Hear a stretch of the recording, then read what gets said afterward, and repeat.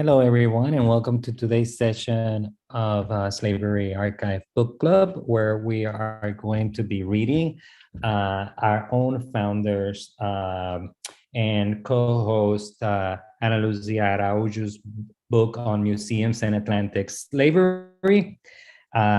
We are joined today also by our co-host Vanessa Holden, who is here in the room, and I don't see our other co-host Jessica Marie Johnson. She's right there. Now I see you. Yes, there you are. So we're all here, and we're happy to welcome you to what I imagine is going to be a great discussion on Ana Lucia Araujo's new book.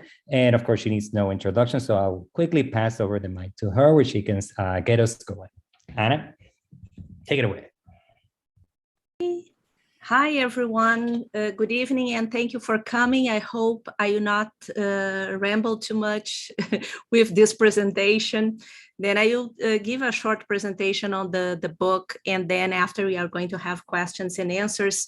And it's hard sometimes because I will be talking about different countries, different museums, and sometimes I will not be able to go into detail in any of the examples, but if you have questions at the end, I will be glad to answer the questions. Then I divided this presentation then in three parts. First, I will provide some context on the topic, then how the topic of slavery and the Atlantic slave trade entered the museums and why it has been excluded as well. Second, I will explore some examples that I examined in the book. And third, I will provide some thoughts on why and how I did this kind of work. Then let's start a little bit with the context, because I imagine that several of you did not read the book. The book is here, then is a book published by Routledge, published then in April 2021. It's a short book, and a book that has about, I don't know, some 130 pages. This is a collection by a series by Routledge that is somewhat new, then led by Kylie Message, who is a museum scholar who works in Australia. And the collection Museum in Focus is really for books in short format. Then this book examines then how museums in societies where slavery existed and societies also that participated in the Atlantic slave trade have represented these human atrocities in their permanent and temporary exhibitions. Following then the abolition of slavery in the Americas and during the 20th century, most Western museums of all sizes and typologies, they failed to address the history of slavery and the Atlantic slave trade. In European museums, for example, these silences were not dissociated from the sort of failure in addressing the atrocities committed, for example, during the colonial rule in Africa as well. And having then neglected any significant then engagement with Black communities in their respective cities and countries, these institutions, they also failed to address how slavery generated wealth for European nations and how dominant slavery was in the development of colonies and future independent nations of the Western Hemisphere. Some museums, they have briefly depicted the history of the Atlantic slave trade. I think here about the Merseyside Museum in Liverpool in England, the museum, do Museu Náutico da Bahia in Brazil, in the city of Salvador, but always these depictions were there as part of the larger general history then of Portuguese and British maritime expansion. Then they were not there to tell the history of slavery, but to tell the story of maritime expansion. And then we had other museums, and I want to make justice to the fact that there were museums representing slavery and addressing the topic of slavery. Some of them were these maritime museums. Others were museums, for example, in the United States, in France, in Portugal, and Spain, that would do that, but would tend to show slavery as a sort of benevolent institution, and very often to highlight the role of these white abolitionists that are presented then as the great emancipators, and representing then Black populations, enslaved people, as submissive Black subjects.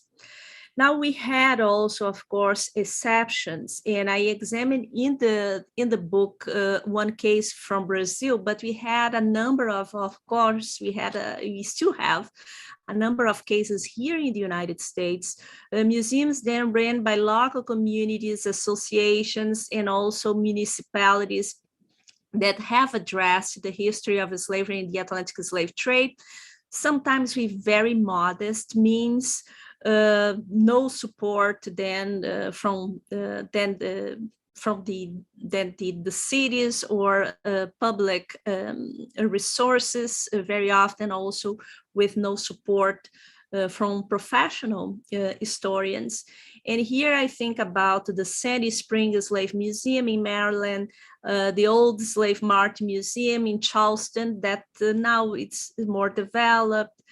Also in Brazil, the Slaves Museum, Museu do Escravo in Minas Gerais, and also the Black Museum, Museu do Negro in Brazil as well, in Rio de Janeiro. Now, in the last decade of the 20th century, this context of invisibility of slavery and enslaved people themselves in the museum started changing. Gradually, then the history of slavery made its way into museums in Europe, Africa, and the Americas. And I discussed this in other works, what elements did lead to this change. The end of the Cold War is one element that contributed to accelerate the process that allowed these minority groups to raise their voices and also to create international connections. And in many cases, the element that led to the introduction of slavery in the museum is associated to commemoration dates, usually associated, and of course associated with the Atlantic slave trade and the slavery, but especially associated with the abolition of slavery. For example, in Brazil, 1988, when the centennial of the abolition of slavery is commemorated, that was a crucial date. 1992, also a crucial date, when several European and American countries commemorated and the 500th anniversary of the arrival of Columbus in the Americas. As a consequence of that, for example, UNESCO in 1994 created the project, the Slave Route Project, that was then unveiled at the time in a conference that was held in the Republic of Benin in West Africa. 1998 was also an important point, an important landmark, because it was then the year that France commemorated the sesquicentennial of its abolition of slavery. And for those of you who are in Britain, of course, you know, and for those of you who are younger, perhaps this is a year that you remember, 2007, with the bicentennial of the abolition of the British slave trade, that was marked then by the unveiling of several exhibitions, especially then in Britain, and also by the opening, marked by the opening of the International Slavery Museum in Liverpool. Then 2007 was also a crucial year. In more recent years, museums around the world, they have engaged then in addressing the history of slavery, the Atlantic slave trade, and colonialism as well as central elements that contributed to the formation of their collections. Then these are elements that now are being more and more discussed. All the discussion, of course, is not dissociated, for example, from the debates regarding the monuments, the removal of colonial and pro-slavery monuments, and is not dissociated from all the debates that we're seeing regarding the repatriation of objects, especially African objects, artworks, and artifacts that that compose the collections of many museums here in the United States and also in Europe. Then, as part of this long process, European countries such as England, France, Portugal, the Netherlands — I do not talk about Portugal and the Netherlands in the book, and also Brazil and the United States, of course. In all these places, we saw then museums being created, and especially exhibitions being created to address these traumatic pasts. Here I call the attention especially to the opening because I don't want to be, I don't want to center too much on that, because of course I live in the Washington, D.C. area, and I live in the United States, but of great importance in all this process was the creation of the unveiling of the National Museum of African American History and Culture in 2016 with the exhibition Slavery and Freedom. The exhibition occupies an entire floor of the museum. Then the visit of the museum starts through there, and the museum was curated by Mary Elliott and Nancy Burkow, and this is a museum, it's an exhibition that is larger in terms of the space and in terms of all the objects and artifacts that are presented in the exhibition. This is larger than the International Slavery Museum in Liverpool, just one exhibit. Then we have to take that into consideration. More recently, then, we saw that the inclusion of slavery in the museum connected then to the call to removal the Confederate monuments honoring slave merchants, slave owners, and also individuals, men who supported the slavery. And also, all this debate is also connected to the demands to create monuments honoring enslaved people as well. Also in recent years, in Europe, in the United States, Black, Indigenous, and Latinx activists, they have led demonstrations challenging museums to address the histories of communities historically excluded from these institutions. Then we have several examples of activities that these groups have been organizing. Then I think about the Brooklyn Museum, and in London you also have similar initiatives. Now, one of the questions that in the introduction of the book, because today the very concept of museum is very open, and there are places that they call themselves museums, and they are not necessarily perceived by all as museums. Then I had to conceive my and to explain what I conceive as a museum. For some scholars, for example, Laura Jane Smith, there is no significant difference between museums and heritage sites. But she still considers that museums are those institutions that embrace this self-definition, and also that collect and display artifacts associated and with human history and culture. And this is an element that I consider in this book, in the sense that museums, in my conception, they needed to have collections, or they needed to have formed a collection, which is the case of the National Museum of African American History and Culture, that did not have a collection in the beginning, but formed its collection and now has a collection. Then at the end of the day, museums can encompass then several definitions, but for the purpose of the book, museums then are entities that are managed then by community groups, private organizations, and also the state that promote then the collection, the conservation, the research, and also the interpretation of particular dimensions of the history, art, and culture of the societies where they are implanted. Then the museum at the end of the day can be then also conceived as historical narration, because the exhibitions and displays, they are also engaged in telling a story.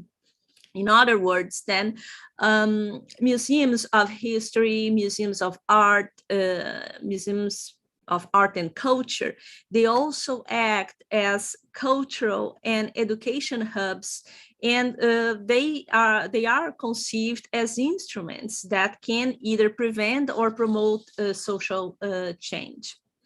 Then representations of slavery in museums, they matter because they are supposed to provide a more or less accurate representation of the past. This, of course, is not always the case. Moreover, we know that these representations of the past cannot be dissociated from the present, where racism and white supremacy prevail. At the same time, another central argument of the book is that in the past 3 decades, then Black social actors, curators who are committed, public historians, also academics, they pushed Western museums to examine slavery and the Atlantic slave trade in exhibition spaces. Then the museum does not decide by itself. I participated in a roundtable then a few months ago about the Dutch slave trade, and one person representing a museum was somewhat bringing this voice from the museum of what the museum was doing. But you have to understand that the museum or a curator or a director of a museum is never doing this work alone. If slavery is in the museum, is the result of the sort of pressure, that political pressure that all the social actors, they are putting on these institutions. Now, why I did this work is one of the questions that we can ask. Before we start recording, I was talking a little bit about this. This book is intended to be a modest intervention in this debate that aims then to approach museum institutions as spaces that convey historical narratives that are grounded on words and visual images. Then when we go to these museums that I examine in this book, the way that this past associated with slavery and the Atlantic slave trade is presented is through visual images and through words. Now, words can be written, and we also have, of course, audio. And images, of course, can be paintings, can be photographs, can be illustrations, and sometimes can be film as well. The study of museums representing slavery has been part then of my work in other previous books. Then I think especially a book of 2010, a book of 2014, and even my book that I presented here last year had elements associated with this discussion about slavery in the museums. However, in any of these books, my goal was of only discuss slavery in the museum. Then I accumulated over the years a lot of material about then through research then that I did for other elements associated with the history and memory of slavery, and I decided then that it would be a good idea to make this intervention with this short book. Now, how I did this kind of work, I decided, and of course, there would be multiple ways of building this kind of book. But this sort of long experience that I had visiting these different museums, I was able to notice then some elements that repeated themselves. Not only the same images that came from time to time, but also the same themes. Then the four chapters of the book, they rely on that. And usually what happened, it was that during research trips, short and long research trips, I would visit then the museums, state museums, community museums, private museums, of different kinds, and this especially in a number of places, then Brazil in particular, then the Republic of Benin, that I do not examine in this book, which I did in a previous work, and also, of course, then the United States, France, and England.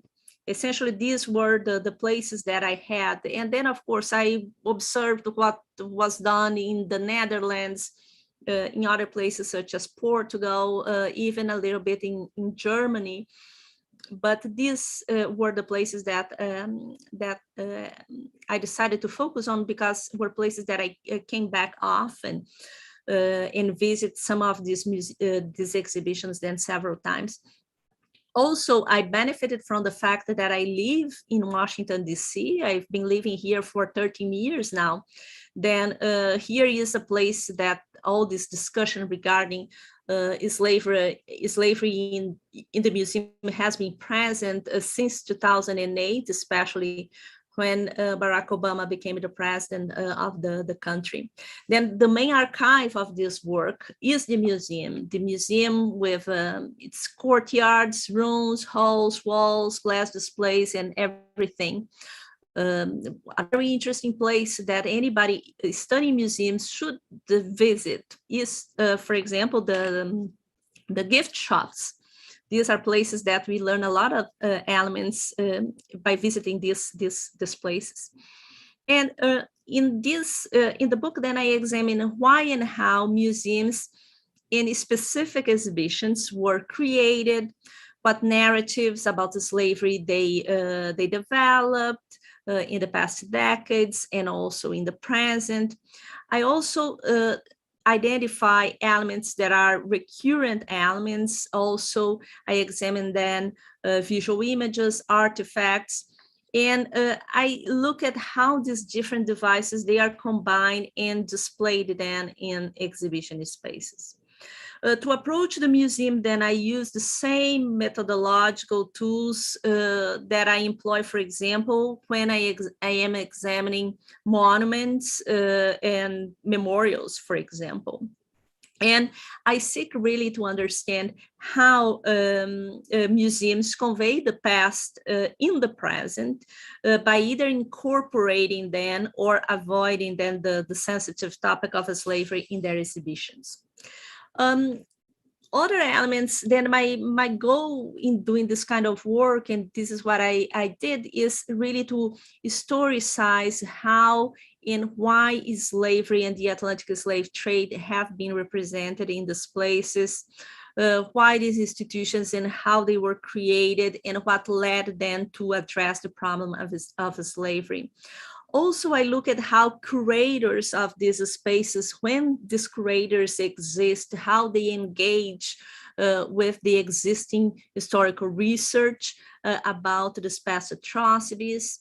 And also, of course, my analysis benefited then from my interactions with museum professionals who either participated in the creation of museum spaces or engaged with these spaces, sometimes by guiding visitors to existing exhibitions, then exploring the topic of slavery. And I listened to museum guides, curators during visits to these museums. Also, I read their interviews in newspapers, sometimes on video, television outlets. Also, I listened to their findings, sometimes in scholarly conferences, because I participated in a number of conferences in which these curators, they share their work. And also I used in a number of cases the very scholarly works that the directors or curators developed. I also explored then newspaper articles, magazine articles about these exhibitions, museum reports as well. And also I followed in the newspapers then demands of social actors to create these museums or to create museum exhibitions. And sometimes I also followed the controversies associated with the fact that social actors were criticizing what was being done in these museums. And of course, I also look at material culture, visual culture that is displayed in these museums. I try then to understand what objects are exhibited, why they are selected, what were their past uses, how they were made, by whom they were made, and how they enter the museum collections as well. Of course, one of the elements that I want to emphasize here, that a book of this kind of format, of course, cannot cover all museums that to some extent cover the topic of slavery. Then my choices, they relied on several factors, let's say that way. First, I chose the countries that to this day have more intensively engaged with the past associated with slavery, then including Brazil and the United States. And also then this in the case of the Americas, and England and France as well, which England and France after Portugal are the largest slave trading European nations. Also, like Brazil and the United States, my preference for France and England is because they have more than one permanent exhibition addressing the history of slavery. Perhaps now this is changing because the Netherlands is entering the game as well as an important nation dealing with this. I think about the exhibition that is now, I think that is still now at this point at the Heights Museum in Amsterdam. This is an exhibition that was unveiled this summer. But otherwise, these cities, these different countries do not have necessarily a permanent museum dealing with slavery. Second element also that was also important was the fact that I selected the institutions where the topic of slavery had more visibility. And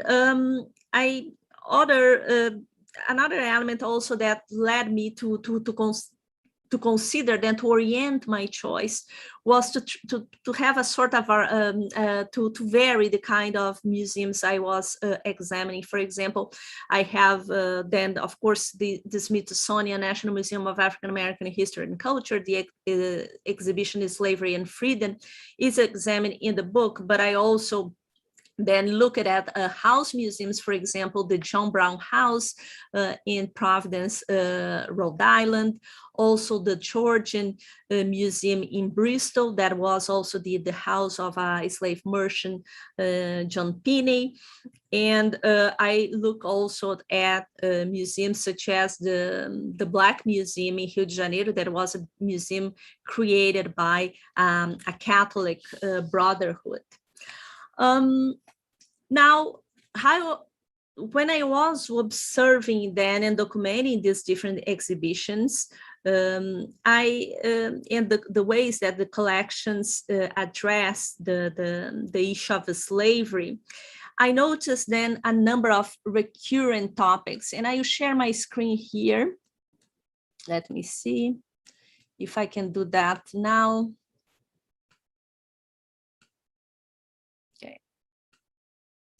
Here we go. I will show you then some of examples of elements that I found in these different museums. There were four elements, four topics, let's say that way, that are repeated in many of these exhibitions. First topic, wealth and refinement. Then this is a topic that is present in all exhibitions, then focusing on slavery and the Atlantic slave trade. Then in the museums, there are these house museums. This one is in Bristol, that is the Georgian Museum. You can see this emphasis on the wealth of the slave owners and slave merchants, individuals who benefit from slavery. Also, another element that I noticed, and I will just move on to the next slide soon. The second element is submission and victimization. Then the third element is resistance and rebellion. And the fourth element, finally, that is more visible in more than in the newer exhibitions, are the topic of achievement and legacies. Then wealth and refinement, submission and victimization, resistance and rebellion, and achievement and legacies. Now, this museum that you are seeing here, Georgian Museum in Bristol, and also the John Brown Museum in Providence, Rhode Island, they really emphasize wealth and refinement. Of course, that in these two museums, they have, each one has one room where they deal with the issue of slavery. Again, a problem that we see in plantation sites as well, slavery is dealt as segregated from the rest of the exhibition. Then there is no interpretation about how these objects were made, from where these slave owners and slave traders, they got the wealth to be able to purchase these objects. And also there is no indication about who manipulated these objects, these wealthy artifacts that we see in these museums on a daily basis. Then these are one of the two examples that I used, but other museums, they also do that. Then each section, for example, of the International Slavery Museum in Liverpool, and also the Museum of London Docklands, that I also examined in my work, they have a section focusing on the wealth of the created by the Atlantic slave trade. Usually always with the same kinds of devices. There are these porcelain cups, a lot of artifacts in silver, some objects indicated, and then connecting then the production of sugar and the wealth generated by sugar. But usually they are very similar, and then do not really go very far in terms of connecting the wealth created by these objects. In addition to that, the second element is then victimization then and submission. And in most of these museums, nearly all of them, I would say, except for the Slavery and Freedom in the National Museum of African American History and Culture, we have these displays showcasing then shackles, chains, and instruments of punishment. Here, perhaps is not the best picture, but we have other examples. There is one interesting in the museum in Bordeaux, in France. There is the Musée d'Aquitaine Museum, that we have these objects of punishment displayed as if they were artworks. Then they are, in some way, they receive this aura of artwork, and they emphasizing punishment by displaying these objects in a very weird way. And all of them, they do that. This sort of spectacle that is made from the representation of physical punishment is very, very present in Brazil, in different museums. Here we have the Slave Museum, at the Slave Museum, Museu do Escravo, in Belo Monte, in Minas Gerais, which is a museum that I discussed a little bit in a previous work, but there is, this was not a true slave quarters, but this is a museum that was created in the 1980s, and they like recreate a sort of slave quarters. And at the middle of this courtyard, as you can see, there is a whipping post with a life-size statue representing an enslaved man being punished. Also, resistance and rebellion is another element that is emphasized in these museums. Usually, I don't know, let me just see here. Okay, then these exhibitions, usually what they do is to emphasize rebellions, and this is in the International Slavery Museum, a lot of emphasis on this sort of catalog of slave rebellions, almost a timeline made with words and images that that equate resistance with slave rebellions. Let me just see the next one. One of the only, whoever has the mic, could you please mute yourself? Whoever has the mic, turn it on, please. Okay, then this case here is interesting. This is the exhibition George Washington and Slavery. This is in Mount Vernon. They have a museum with an exhibition. And it's an interesting case. Of course, the exhibition misses a number of opportunities of to emphasize the topic of resistance. But there is one section which is interesting because puts an emphasis on everyday resistance and not only on rebellion. And this is an important element that usually all these exhibitions, they fail to emphasize. If we move to the next point, that is then, and even here, let me just come back because this is the National Museum of African American History and Culture. This is not the best the best picture to show the emphasis on rebellion, but what the museum does, what this exhibition Slavery and Freedom does, that no other museum does, and no other exhibition does, is that each section of the museum, no matter about what they are, there is an occasion to emphasize resistance. Then not only this one in the George Washington and Slavery in Mount Vernon is the only to have one section focusing then on everyday resistance.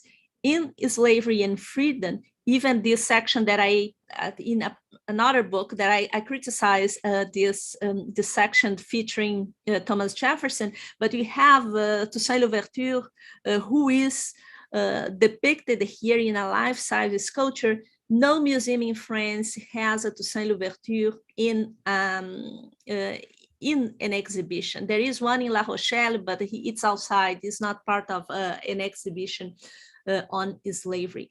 Then the Slavery and Freedom exhibition does that all the time. Every time there is an emphasis on how enslaved people resisted slavery through their different actions. Now, finally, also, then we have examples that also escape to this sort of then dichotomy between being submissive and resisting slavery. For example, the Nantes History Museum is entirely based on collections left by slave merchants. There is a lot of emphasis on the beauty of this material culture and the wealthy of these slave merchants. And sometimes this is truly problematic because it does not engage with the problem of racism and white supremacy. But there are sections in the museum that objects like this neck collar here that is used for punishment is confronted with photographs and artworks produced by then visiting artists who have sometimes a temporary exhibition in place. And they establish a dialogue between the historical objects, that is the necklace, the iron necklace, and then the image of the maroon that is reenacted by this photographer, that is Charles Frege, pardon, sorry.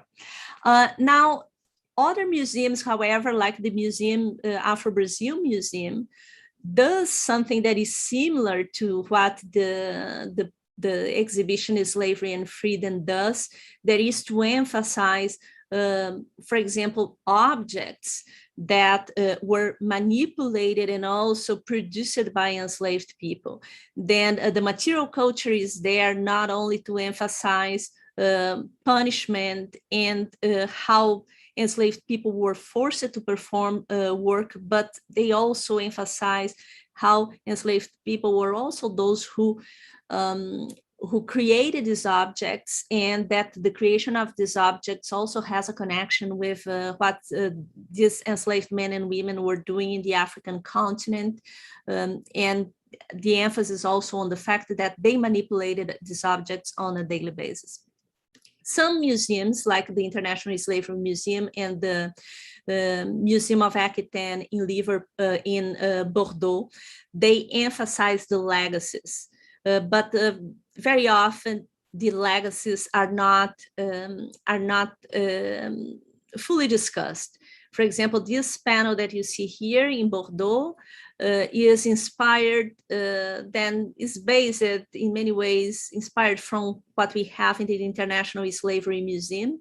But the entire focus here is on racial mixture, the idea of métissage, a sort of French racial democracy if we compare with Brazil, and not on persisting racism, white supremacy, and racial inequalities. Now I finish with the example of the Slavery and Freedom exhibition that in the National Museum of African American History and Culture, because this, I think, that is the beauty of what was done in that exhibition, that the exhibition emphasizes these enslaved people and their descendants, because Peter Benson, that is showed here, then who conceived this object, he was not an enslaved man, he was a descendant, then a Black man. But in terms of the legacies, there is not only emphasis on persisting racism and racial inequalities, but the legacies, they are also embodied in the objects and the world that enslaved people and their descendants created. And I will stop here, and I hope there are questions, because of course I took more time than expected. Thank you. I was just texting you in the back. Don't make me go in there and moderate. Thank you. That was wonderful. We want to take your questions. We have about 38 minutes or 35 minutes for questions and answer. Please ask your questions, and feel free to ask your questions in the chat. If you feel comfortable, raise your hand and we can call on you. I see already some comments coming in. If nobody wants to get us started, we've always noticed that at first, the first question, folks are a little shy. I can get us started with a question that I've been preparing for this moment for days now. Um, and then we have our co-host Jessica also in line. Uh, and one of the things that struck me was how some of these collections, you argue, have a limitation, not an excuse, not an alibi, a limitation that is imposed on them based on the actual material cultural artifacts that they, on the actual collections that they receive. So for example, some of the collections were built based on luxury goods because that was what they received. So one of the things that you actually suggest ways in which you can mitigate for that by adding textual material, by visual material, not necessarily objects that can actually place these in the context that you argued some of these collections avoid on purpose to detriment audiences. Now, my question is, to where is the limit to sort of that of that argument? When do we begin to say, you know, I think it's not enough to say that you just do this because this is just the objects that you have to work with, especially when we have so many new technologies also that allow us to actually supplement virtually inside the spaces that you see. I'm not saying go and look at an exhibit online. I'm saying within the museum itself, we have now the presence of multimedia, projections, and other kinds of things that can further contextualize this. Thank you, Alex. I will say something. Then when I was in the process of writing this book, and I know that perhaps there are some, I don't know if there is anybody here who is a public historian or a curator working on these exhibitions. It's tricky to do this kind of work because, of course, these curators, they allowed me in this, in their spaces, they showed me the exhibitions, they showed me what they did. And then, of course, as a scholar, I am here to criticize what they did, which is unfair. Then I took into account the fact that, of course, if I am defining museums as institutions that have these collections themselves, they were created as part of the history of the slavery and the Atlantic slave trade. The case of Nantes, this was the largest French slave trading port. Then everything they have, and there are objects that are fantastic, but at the end of the day, the exhibition is shaped by that. And it's shaped also by the building that is a castle. And the museum, the entire museum tells the history of Nantes that it starts before the beginning of the Atlantic slave trade. Then they made an important attempt that comes already back to the 1990s to include this story. But still they were shy by doing so. Then I agree with you that this is not a justification. I think that it can explain the difference between the Nantes History Museum, which is a museum of the city that talks about the slavery, and the National Museum of African American History and Culture that did not have a collection, and that collection was entirely created by the very curators that put together the exhibition. They had much more latitude. And they had limitations as well, because most of those objects, to build the exhibition, they relied a lot on donations as well. Then I believe that today you are right. There are no reasons to justify these gaps, because we can do what the museum in Nantes they do in terms of adding, for example, these artworks that confront the historical objects that they have. And you can have audio, you can have a film, you can have different kinds of devices that confront that. But here we should not forget who are the curators. The curators are being forced to do this kind of work. In other cases, the curators are Black curators who have a different, then all this is racialized as well. Then these exhibitions, who is the head of the museum, who are the curators, all this also matters in terms of how these exhibitions are built. And you are totally right. There is no reason why today in 2021 that these objects cannot be confronted, even if they are inherited from families that have been there for 200 years. Thank you. So so we have some hands raised. So we're going to go in order. Our co-host Jessica first, and then we're going to have Gad, and then Mary Elliott. Jessica? I actually was going to jump into the chat. So why don't we do Gad and then Mary, and then come back to me, and I'll do the chat. Okay, fine. Hannah, hi, good evening, and good evening to everybody else. Thanks very much. That was, of course, predictably excellent, very interesting. And my question really is something you referred to, and I think everybody will have also given some thought to. So, of course, I'm speaking from Britain, and we know what happened to the statue of Edward Colston, and that's symptomatic of many other statues. And I think the question that I have, and perhaps others might have as well, is what should happen to these statues? Where do you think these should go, and how should they be dealt with? Thank you, Gad. I think that in a number of cases, I think that these statues can be incorporated into museum collections. In the case of Bristol, I think that is Colston's is already in the M Shadow, or is going to be somewhere in one of the museums in Bristol.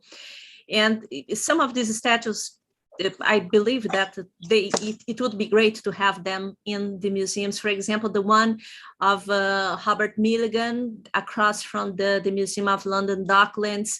I don't know where this statue went. It would be great that the statue goes to that exhibition, London Sugar and Slavery. But in other cases, it's more complicated because the museums, they do not want to have the statues. And of course, here in the United States, because of the number of existing museums, existing statues, especially then the Confederate statues, I believe it's unfeasible that to incorporate these statues into museum collections here. I think that not even the existing museums, they want that. Then in some cases they will be incorporated, but in most cases, I don't think it's possible. And I still think that the place for these devices would be in the museum, where they can be contextualized. And what they did in Bristol, it was interesting because they kept the painting on Colston and everything that indicated that the statue had been defaced. And that statue could be an interesting device also to tell the history of slavery in the city, and also the history of the Atlantic slave trade, the involvement of the city in the Atlantic slave trade, and at the same time to show how social actors, academics protested against that statue for several decades. Then I still believe that. But in a way, the problem is that maybe rightly they're going to be marginalized. They're not going to be central. They're going to be somewhere else. They're not going to be where you suggest. Yes, like I think that the communities have to decide. But for anybody who who works in a museum and deals with all the problems related to how manage these institutions, then incorporating all these statues, because they are too many to be incorporated into these collections. But the one of Colston is the only one that at this point I know that was exhibited. And there are places also that are not museums of slavery, but I am thinking about the Africa Museum in Tervuren in Belgium. They transformed the old colonial museum, and they kept some of the very racist statues that they had representing African peoples, and they replaced them in a different context inside the museum in ways that they can contextualize them. Then I think that this is possible in some contexts, but not in others. Great, thanks very much. Hi, Anna. This is Mary. How are you? Hello, Mary. How are you? Nice to see.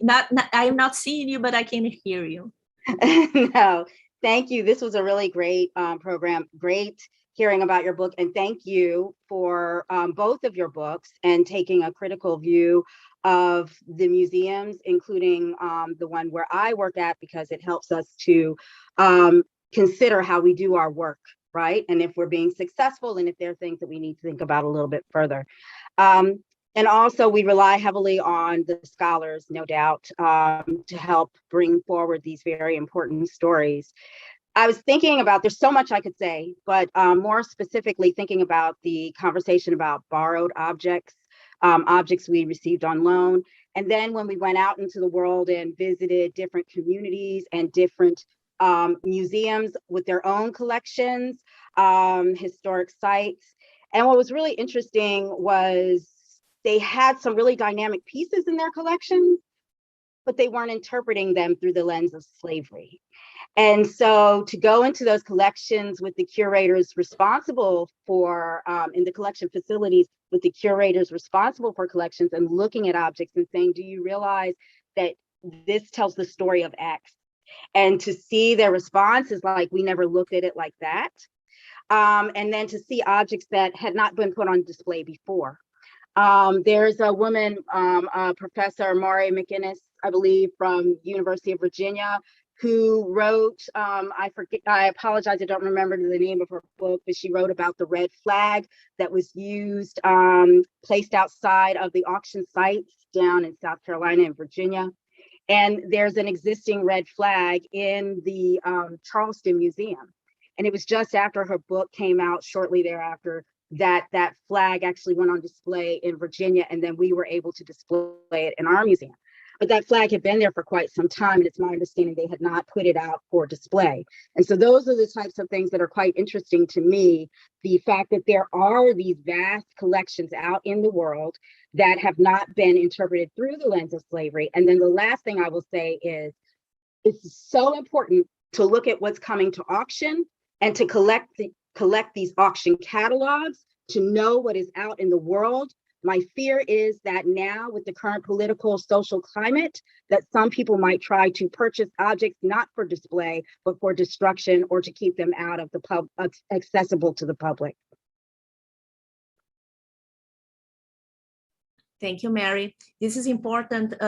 In other projects that I am working, I have been looking a lot at the auctions catalogs for African objects, and it's interesting because, of course, the problem is that once the auction takes place, we never know where the objects where they went, and of course that when you work in a bigger museum and so on, you can always try to follow and perhaps acquire, but there have been interesting cases of even objects like an auction in France with objects that are then images, derogatory images of Africans and so on.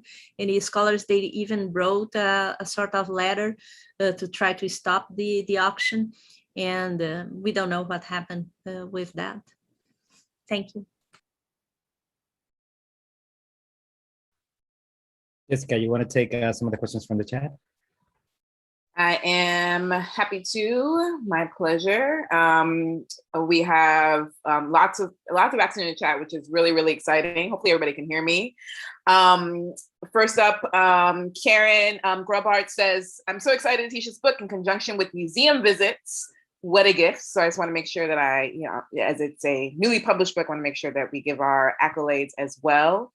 And Susanna Ashton made a comment that actually I responded to and shared. I didn't know if she wanted to share it on camera at all. And if not, that's fine.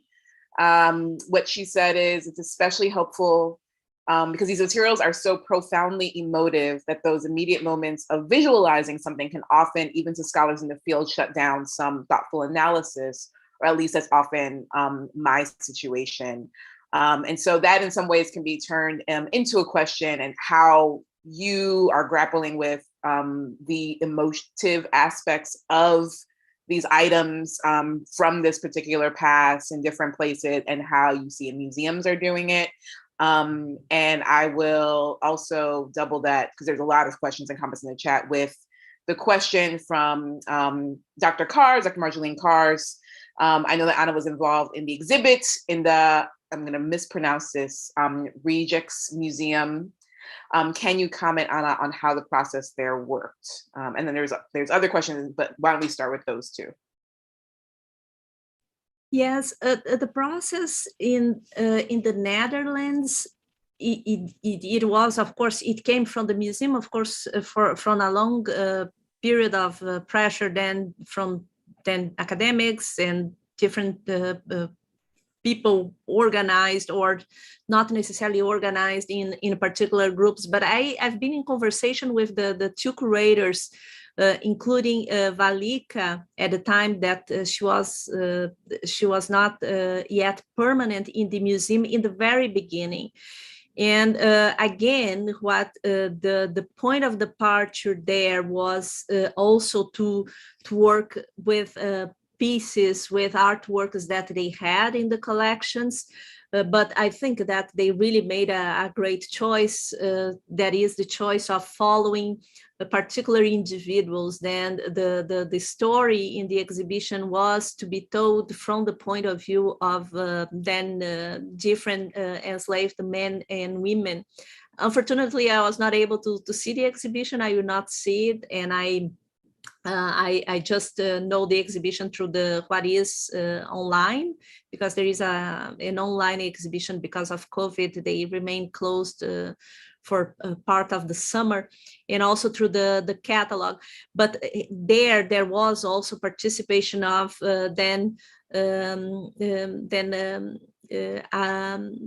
activists and academics of African descent. They created a sort of board for the exhibition. And I think that this, I think, is the game changer as well, to have then these different groups participating and having a voice. There are museums that I emphasize that then, of course, the National Museum of African American History here in DC comes already from the community, but the International Slavery Museum in Liverpool somewhat did undertook the same process of consulting the community. In other places, it was not at all the case. Then when you take the case of some of these museums in France, some other museums in England, this wasn't done. And I think that in the places where there were these different voices who contributed through discussion to put the exhibition together, not only the curators, I think that we have better results, especially when is to talk about the legacies of slavery. Wonderful. We have a little bit more from the chat. We have Tanya Tribe, who says, thank you for this well-constructed book and presentation. Looking forward to reading it very soon and staying in touch with you. So more accolades. And we have a really great question that I've been asked to read from Dr. Azetta Autumn Mobley. Obrigado. Your work is so very important, and I have many questions and comments. What do you make of the recent resurgence and interest in slavery and how it shifts how museums tell the narrative of slavery? How and what skills, tools, approaches, and methodologies do museums and historic sites and public historians need to adopt to ethically and accurately tell or depict the complex narratives of slavery? Are there sites in the DMV that you are watching / anticipating doing or think they are doing strong work? I fumbled that last question, I think, but yes. Okay, thank you. Then it's a very difficult question to answer, because it how can I say it? There are too many elements to consider. Then first one, I think that in all these places, one of the problems perhaps that have been around, even if these exhibitions, they are about history, but they are also about memory. the creators, those who are engaging in this practice, they need to engage with the scholarship. They need to read or have people who do this work for them in order to tell an accurate story. At the same time, this is not a history, an academic, an exhibition, a museum is not an academic history book. Then there is this need of engagement with the local communities. And I think that this is another issue in your question, because you talk about the region of DMV, and here you refer to this area, especially in Virginia. And of course that there are communities in the places where the museums are located, that some of the museums, they belong to the community. Then this work can't be done if the community that is there is not engaged. And then of course there are many other elements that in terms of consulting and debating with these groups, but places that are doing interesting things here, I think that perhaps Montpelier did an interesting work with the slavery exhibition that they have there. And exactly because they engaged the community in this process. I think that the National Museum of African American History and Culture did that work, but there are other places that are problematic. I didn't visit yet the new exhibition, the reconfigured structure of the Arlington House here in Arlington, Virginia. I know that there is work that of course, you all know Monticello and Mount Vernon, the work that has been done, but this is part of another book that I published last year, and in which I analyzed the plantations. Monticello did an interesting work, is still very limited, and the problem with these plantations is that they are still much focusing too much on the mansions, the visit to the mansions. But in terms of the exhibition, I think even this exhibition, George Washington and Slavery, I emphasized the elements that are interesting, the issue of the daily resistance, but overall enslaved people in that exhibition, they are a shadow. They are represented by sort of silhouettes. They do not have any sort of agency in that exhibition. Then most part of them, they are not doing very interesting things, but I think that there are attempts. But the way to go, I believe, is still focusing on the scholarship, having committed curators and public historians, and also engaging the community in this process. I'm gonna do one last round of thank yous from Thomas Foster, Maria Aguilar, and David Ribeiro. And I'm just gonna note that Mary Elliott in the chat, the amazing curator at the MOC, National Museum of African American History, lists a range of museums, including the Charleston Museum, South Carolina Historical Society, the IFA Museum in Senegal, Monticello, and others as part of the community of folks that created the exhibit at the MOC. So I will stop there because I see a hand right behind. So lots of energy. Alessandra, if you want, you're welcome to turn on your video and we can spotlight it, or you can just ask through audio.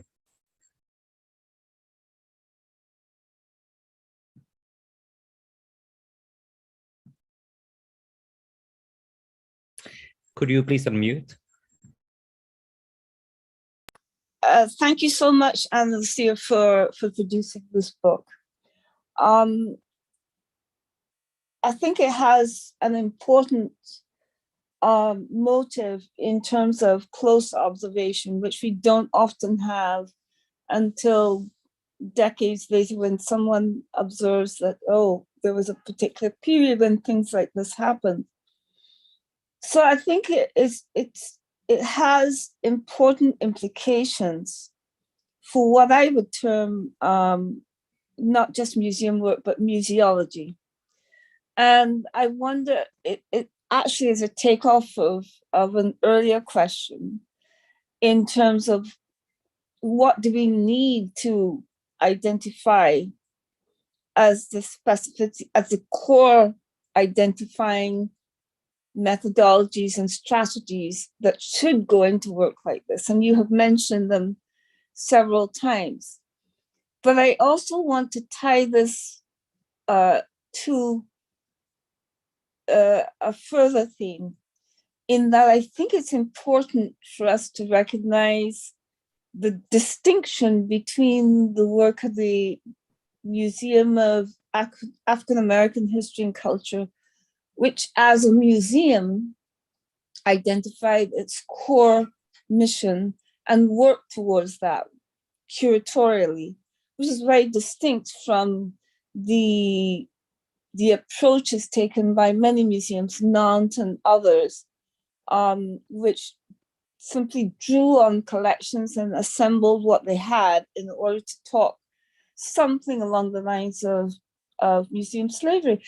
So I wonder if you could, both drawing on the example of the National Museum of African American History and Culture and the methodologies that you found successful in a number of these exhibitions, if you could pull together some of the core elements of what should be in place for this kind of work.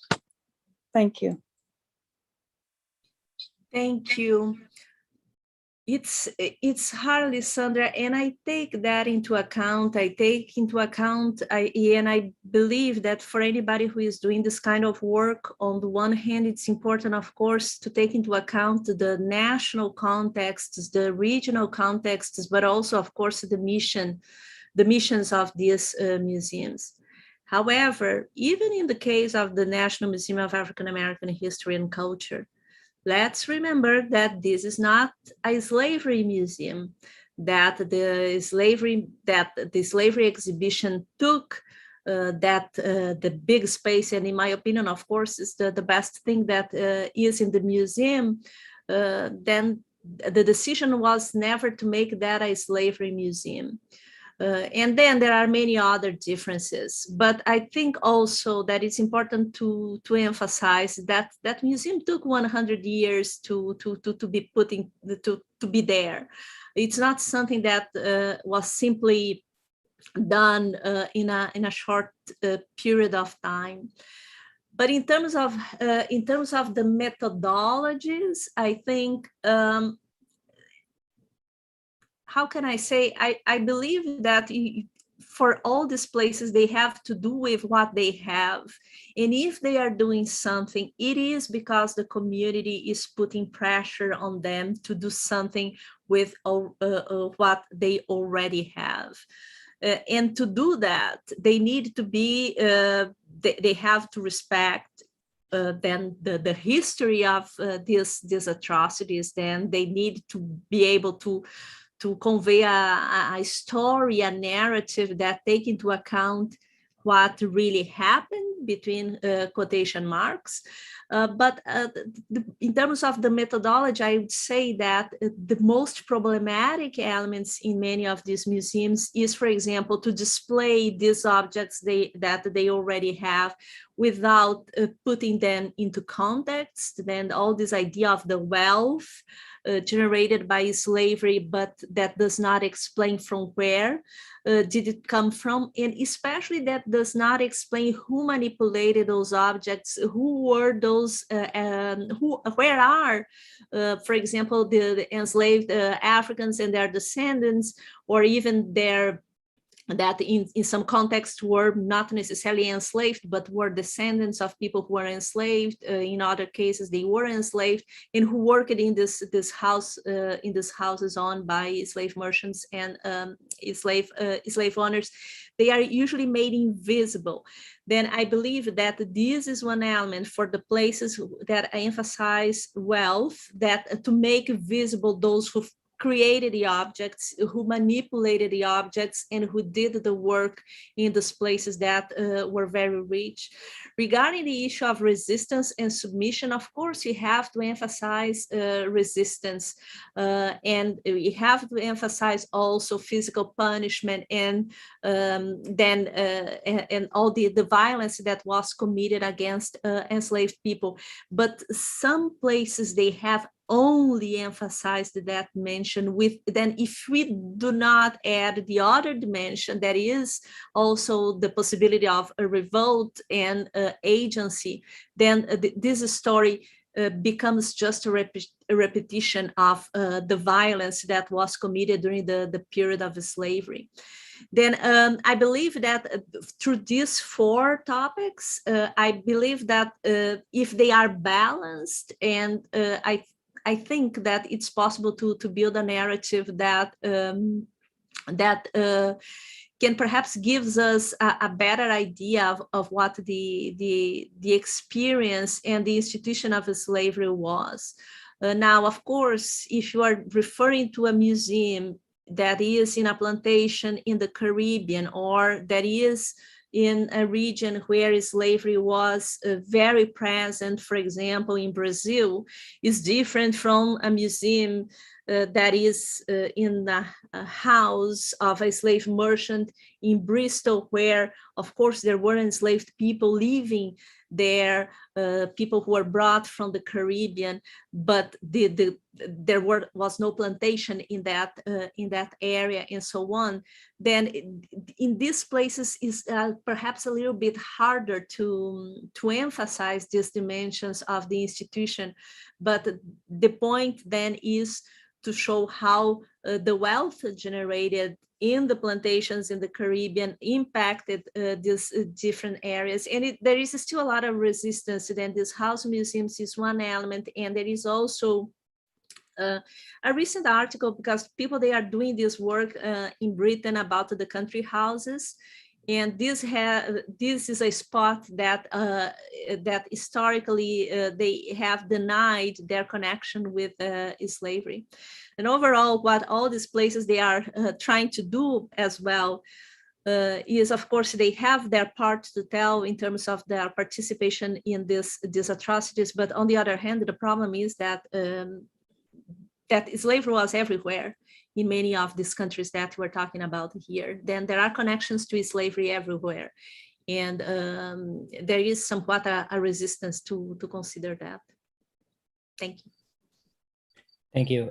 We're coming up Thanks so much. towards the end of our session. So I think we're going to take, let's see how this goes. But I think Mary Elliott would be our last question probably today. Mary, do you want to Sure.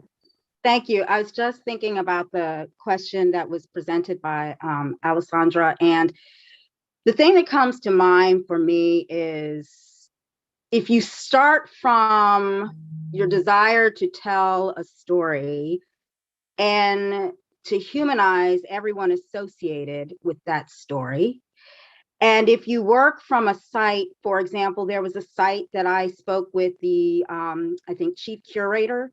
There's a site down south where they interpreted the house it was an urban setting, and they interpreted the house. And they only talked about the Black people thinking about the dwelling site behind the house and the laundry and the kitchen in the basement of the house. Now, if you really want to talk about the site, and these folks kept meticulous records, they merely had to think about not just the dwelling behind the house and the kitchen and the laundry, but those Black folks opened the doors, those Black folks set the table, those Black folks made the beds, those Black folks did a lot of things. They kept the yard, they did everything around that structure. And so the question is, to what extent are people really invested in humanizing the lives of everyone that came to bear at those homes? And in terms of repositories or museums, non-historic homes, the same thing when it comes to telling the story of the wealth.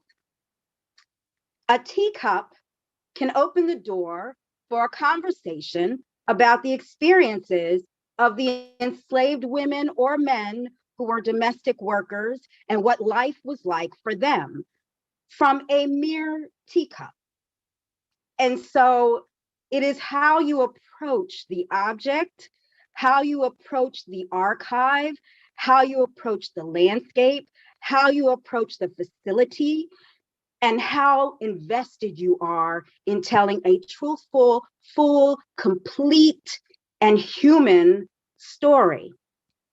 In the Slavery and Freedom exhibition, we talk about Native people, enslaved Black people, free Black people, yeoman white farmers, poor white people, planter elite.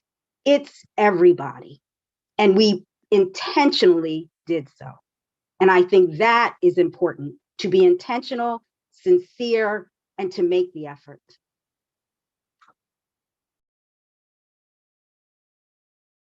Thank you, Mary. And I think that is also important to take into account the problem of some of these places, and what Mary just said is one of the elements that I bring regarding how these artifacts, the teacups and all the objects associated with coffee, tea, sugar are exhibited in these different places.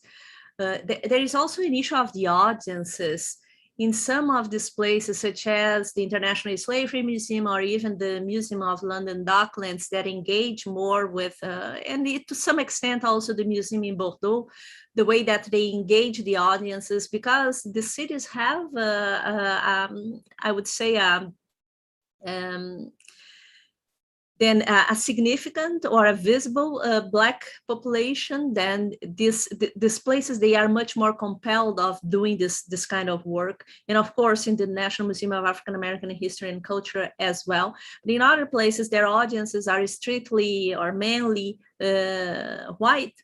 And then this is also the kind of presentation that they choose to make is intended also to satisfy or to please these audiences by keeping the history of slavery told in the kitchen or in the laundry room, or segregated sometimes in only one piece. For example, the John Brown Museum in Providence, Rhode Island, there is a separate section in the house that tells the story of then the slave trade and one slave ship, Sally, that was owned by the Browns, and there is a tragic story related to that slave ship. But otherwise, nothing else in the house is associated with the history of slavery. And in many cases, this even the people who are still managing the sites, they are not at all, they are not committed to tell this story, but they are committed to please the audiences, the visitors who go to the sites. And it's more than time now to include, because as Mary said, it's not because of lack of documents, it's not because of lack of scholarship in any of these areas that this story is not being told.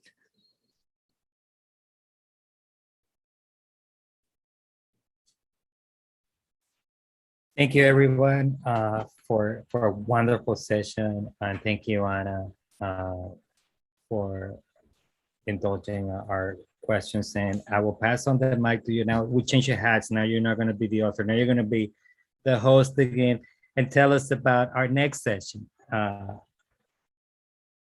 Thank you, everyone. Then just thank you so much for the discussion, and we can see each other next week, perhaps, if you want. Then the book is here, my book is here, and if you want to take a look, you are welcome. But next Wednesday we have another section of the Slaveryarchive Book Club at 5 p.m. You are going to discuss the new book by Kate Mazur, then Until Justice Be Done. And I really hope that if you didn't register yet, that you go to our page, that you register there, and that you come to attend on Zoom, and that you get the book as well. Otherwise, I thank you all of you for coming and engaging this discussion, which is not an easy one. Thank you.